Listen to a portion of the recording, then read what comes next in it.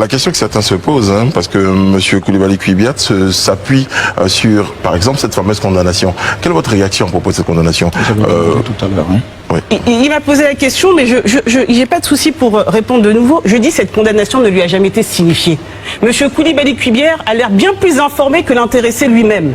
Mais maintenant, si lui dit que dans cette décision, il est marqué noir sur blanc que le président Laurent Gbagbo est déchu de ses droits civils et politiques, mais qu'il a qu'à la publier. Je mets d'ailleurs au défi n'importe qui, détenteur de cette décision, de la publier, et puis que les Ivoiriens voient si véritablement dans cette décision, on a interdit le président Laurent Gbagbo de ses droits civils et politiques, on lui a retiré ses droits civils et politiques, qu'on le voit. Donc vous la reconnaissez pas, cette Mais on ne l'a jamais eu.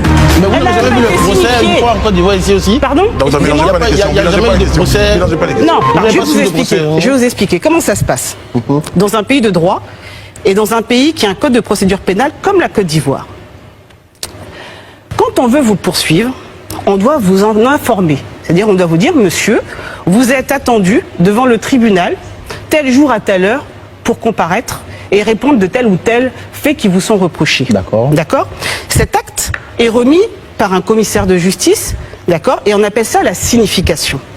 En droit, qu'est-ce qu'on dit? On dit la signification doit être faite à personne, c'est-à-dire je dois venir vous voir vous-même pour vous remettre l'acte. C'est logique, parce que sinon, qu'est-ce qu'on fait? Je peux remettre l'acte ou dire, prétendre que je ne sais pas où est-ce que vous habitez, et puis remettre l'acte à je ne sais qui, oui, et puis si finalement, vous n'êtes pas informé. Mais si vous avez élu domicile chez un avocat, par exemple. Non, alors je vous explique. Oui. La signification à personne, je vais vous expliquer. Comment ça se passe? Avant toute procédure, par définition, vous n'avez pas encore un avocat, puisqu'il n'y a pas de procédure. C'est quand on vous signifie que vous êtes informé qu'il y a une procédure et que vous prenez un avocat. D'accord? C'est comme ça que ça se passe. Donc, quand on veut vous poursuivre, on vous envoie l'acte et vous prenez l'acte, vous dites « Ah d'accord, ok », vous prenez la tâche avec votre avocat et vous dites à votre avocat d'aller vous représenter éventuellement au civil. Au pénal, la représentation n'est pas possible. Ça veut dire quoi? Au pénal, vous avez l'obligation de comparaître. Si vous ne comparaissez pas, on rend un jugement par défaut. Ça veut dire on constate que vous n'êtes pas présent, alors que vous avez été dûment convoqué. Qu'est-ce qui s'est passé en l'espèce? Voilà que l'État de Côte d'Ivoire a transféré le président Laurent Gbagbo à la CPI. Donc ils savent très bien où est-ce qu'il est.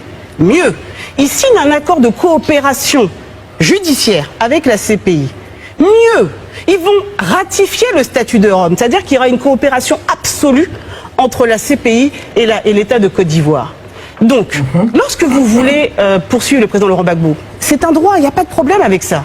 Vous remettez, puisqu'il y a des accords de coopération, vous saisissez la CPI en disant « Je veux entendre monsieur Laurent Gbagbo tel jour à telle heure, comme on coopère, ramenez-le le temps du procès, et puis vous allez le reprendre. » C'est comme ça que ça se passe dans un état de droit. Mais qu'est-ce qui va être fait? On ne va pas nous signifier la décision. Le président ne va jamais être informé, c'est par voie de presse qui va apprendre, voilà, qu'il a été condamné. Il n'a même pas été informé de la convocation, à plus forte raison de la condamnation. C'est ça qui est gravissime.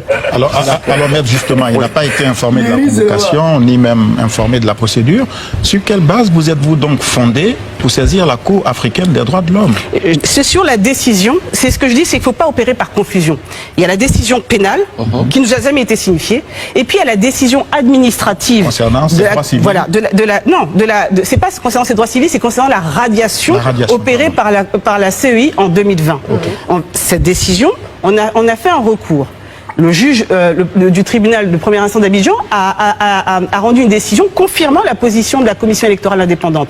Nous avons fait un recours devant la Cour africaine des droits de l'homme qui a indiqué qu'il fallait le réintégrer. Voilà ce qui s'est passé. Mais par ailleurs, donc il fallait le réintégrer. Mais c'est qui est... Pas confiance à la CEI au sein de laquelle vous voulez quand même siéger. Alors le problème, malheureusement, c'est que c'est la CEI elle-même. C'est la CEI elle-même, par le biais de son président, qui montre qu'on ne peut pas lui faire confiance. Sinon, lorsque nous on fait la démarche d'intégrer la CEI, mais n'est-ce pas une volonté marquée de vouloir faire confiance à nos institutions? Mais lorsque cette institution, par le biais de son président, ne respecte pas la procédure, c'est pas nous qui la décrédibilisons. C'est lui, le président, qui décrédibilise sa propre institution.